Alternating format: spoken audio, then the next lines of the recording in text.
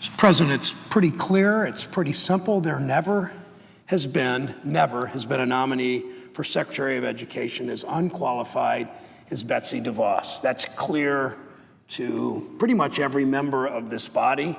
Not that every member of this body is going to stand up and vote the way that probably their conscience suggests they do, whether they like her ideology or not, whether they like her hundreds of millions of dollars they've contributed to all kinds of political campaigns or not.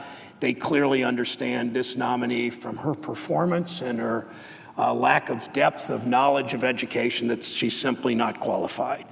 As many have said on this floor, based on her confirmation hearing, it appears she has a complete lack of knowledge as to what the Department of Education actually does.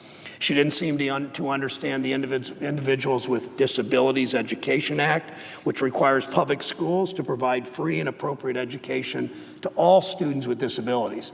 I think that when I first ran for Congress some years ago, I assume it's the same for the presiding officer. I know it's the same for the ranking Democrat from Washington State who sits here in this chamber and who has led the opposition to Betsy DeVos.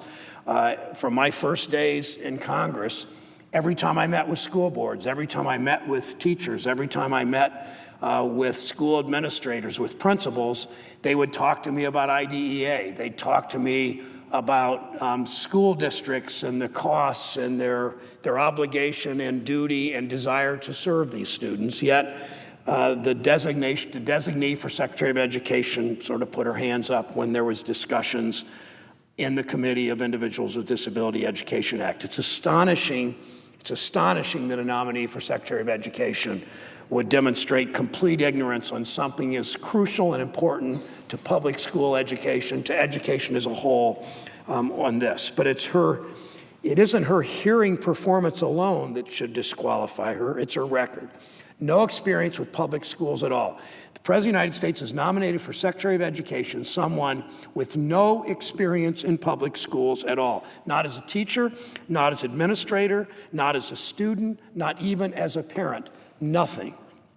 Her only experience in education is a wealthy donor inheriting millions and tens of millions of dollars herself. Her only experience in education is a wealthy donor who spent millions of dollars advocating for profit, not charter schools like KIPP and Breakthrough in my state, but for-profit charters in her state. The same policy that has ripped off taxpayers and failed students in Ohio. It betrays students and it undermines and fleeces taxpayers. It's obvious if she and her family hadn't donated $200 million to Republicans and to conservative causes, there's no chance someone this unqualified would ever have been nominated for a position as exalted, as crucial, as important as Secretary of Education. $200 million apparently is a price for the cabinet slot. So much for the president's campaign promise of draining the swamp. We see nominee after nominee, appointee after appointee coming from Wall Street. And now we see a $200 million contributor has also earned a cabinet slot. Because of her crusade, more than 80% of Michigan's charter schools are operated for profit. She helped design one of the least effective charter school systems in the country in Detroit. I know this, and this matters to me because I know a lot about what's happened with for-profit charter schools in Ohio. For-profit charters have failed in Ohio. They've led to a charter school sector, again, taking out KIPP and Breakthrough and the good charters that we've seen in Ohio. We've seen a charter school sector that has wasted taxpayers' money, that has funneled it to unaccountable for-profit companies and been plagued by scandal after scandal. I take that personally in Ohio because I know how students have been betrayed by this for-profit sector, and I know how taxpayers have been fleeced in my state in this for-profit sector, and I know the devastation it leaves behind in less money, fewer dollars for public schools. People call my state regrettably, the wild, wild west of charter schools. What a name to earn. Ohio is the wild, wild west of for-profit charter schools. Our students suffer as a result. Students in public schools, students in for-profit charter schools, students in not-for-profit charter schools as a result. The last thing we need to do is take the wild, wild west model in Ohio, or even worse, the for-profit charter school structure and model in Michigan, and replicate it at a national level. Public schools, this is important to remember. Of all the students in the country, K through 12, public schools educate 90% of them. 90% of the students in this country. Betsy DeVos called traditional public education a dead end. Dead end for whom? She called traditional public education a dead end. Think of what we've done in this country. From 1789, when George Washington took the oath of office, up until now, public education has built this country. It's given all kinds of people opportunity, given all kinds of people a chance to get ahead, educated our children. We should be proud of our public school system, and we may confirm in the vote today a nominee who called public education, traditional public education, a dead end, someone who's never worked in a public school, never gone to a public school, never been a parent of somebody in a public school. She said she doesn't think that all schools that receive taxpayer dollars, whether they're public or for-profit charter, should be held to the same standards of accountability. To me, one of the most telling moments of the committee is she would not commit to the same accountability standards for-profit charters as she did public schools. You know why?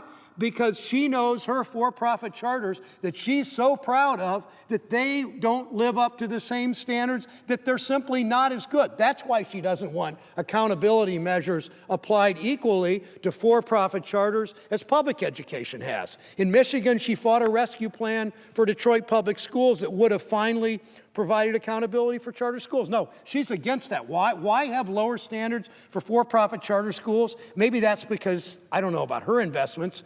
I don't think she's disclosed everything to the committee, but neither did Secretary-designee Mnuchin, neither did Secretary-designee Price, neither did Secretary-designee, and I can go on and on and on. But she doesn't want the same accountability for profit charters because it might hurt some of her investor friends. She funneled $25,000, mostly inherited money, every day to legislators in Michigan until this accountability proposal was defeated. Average, probably not $25,000 every single day, but over time averaged $25,000 a day to legislators in Michigan so she could have her way. Talk about draining the swamp, Mr. President, really. Yet she can't seem to come up, and this I take personally too, with the $5 million she owes to Ohio taxpayers for violating state election laws. What's that about? Well, she came into Ohio with a political action committee that she mostly funded, that she was involved in a number of ways.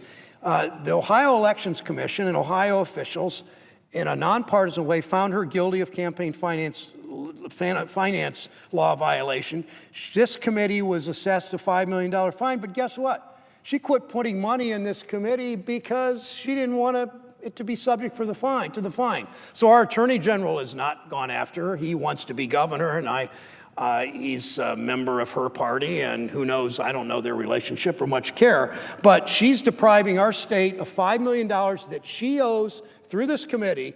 Legally, she's found a way with very expensive lawyers to kind of weasel out of it, to navigate her way through it. But the fact is, by any standards of decency, she owes my state $5 million. That could be 60 or 70 or 80 teachers. She cares about education, but she's, paying the $5 million fine is probably like me paying $50. I mean, she is she's a billionaire. $5 million won't break her. She'll hardly notice it. But she's going to be in charge of a Department of Education which collects student loan debt, but she doesn't pay her student loan debt with people coming out of school making $30,000 or $40,000 or $50,000 a year, burdened with tens of thousands of student loan debt, and struggle every month to make those payments, yet she owes $5 million, and she just said, sorry, I'm not going to pay it. So she is going to, through this confirmation process, she won't even pay the debt of $5 million. Are my colleagues on the Republican side of the aisle, they're going to just say, oh, it's okay to nominate her and confirm her, even though she owes this money to my state. She sent us a letter back finally last week because I asked her to explain herself and to promise to repay taxpayers in my state. She sent us a letter back last week, again refusing to take any personal responsibility for the legal action of this political action committee she founded. She chaired it at the time it broke the law. She paid the legal bills for it, but she wouldn't pay the fine that this committee owes, saying, I don't know it. Is that who you want? Is that the kind of person you want in terms of personal integrity, personal responsibility? I don't know how many times I've been preached at in this body by my colleagues on personal responsibility that they say Democrats don't take for whatever they say it for, but she won't pay her $5 million debt. Again, she founded the Political Action Committee. She chaired it at the time she broke the law. She paid the legal fees for it, but she won't pay the money that she owes that could hire 60, 70, 80 teachers in my state. She spent millions pushing the same for-profit education model agenda that's ripped off Ohio taxpayers and shortchanged our students. You know, most people in this country used to think that billionaires are not above the law, that in fact, some people, 3 million fewer than voted for the other candidate, but some people voted for this president because he said he drained the swamp. But if billionaires are in fact above the law, it's how to argue, and that we're not holding accountable to American students, as Betsy DeVos, as Secretary of Education, it's hard to argue that billionaires are not above the law. She's opposed by the disability community. She's opposed by civil rights community. She's opposed by a number of people in the more legitimate charter school community. She's opposed by teachers. Even the National Association of Principals has come out against her nomination. Something, if Senator Murray's words are correct, and I know they are about this because we've talked to them, this is the first time in history that the Association of Principals has come out against the Secretary of Education. I can't support Betsy DeVos because I can't look Ohio parents in the eye and tell them she won't put profits ahead of their children's education. Our children deserve to deserve better than that. Now, Mr. President, I'll come back in closing to beginning my comments about the Individual Disability Education Act, about which she knew nothing, or who knew little. And I think about that, and I think, how could a Secretary of Education designee who prides herself on knowing a lot about education, how could she not know much about IDEA? And then it occurred to me, if you're running a for-profit charter school, you don't want disabled kids coming to your school. Why? Because it costs more to educate a disabled child than it does with a child without any disabilities. It costs more because you might need more use of a nurse, you might need a student aid, you might need wheelchair accessibility, you might need special tutoring. So it costs more to educate a disabled child. So a for-profit charter school doesn't want children with disabilities to walk through their doors or to come in a wheelchair through their doors because they can't make as much money. So this is how we do privatization in this country. Let the public schools take care of the child with disabilities, because we're in this for profit. It's a little bit like Medicare. The private for-profit insurance companies want the youngest, healthiest people in Medicare, the 65 and 70-year-olds that are active, that take walks, that do all that. They don't really want the sickest and the oldest. Let taxpayers pay for them. That's exactly what her model of education is all about. Let the for-profit charters skim the cream, if you will, take the children that cost the least and are easiest to educate. Let the public schools take care of the children with disabilities. Let the public schools take care of the children that maybe didn't have as much advantage in life as Betsy DeVos growing up. Let the public schools worry about the kids that might be a little bit more difficult because of discipline and other issues because of what's going on at their homes. That's pretty clear how she looks at the world and how she looks at this job, and most importantly, how she looks at education in our country. That's what disturbs me. That fundamentally, Mr. President, is why I oppose Betsy DeVos, and I plan to vote emphatically today no.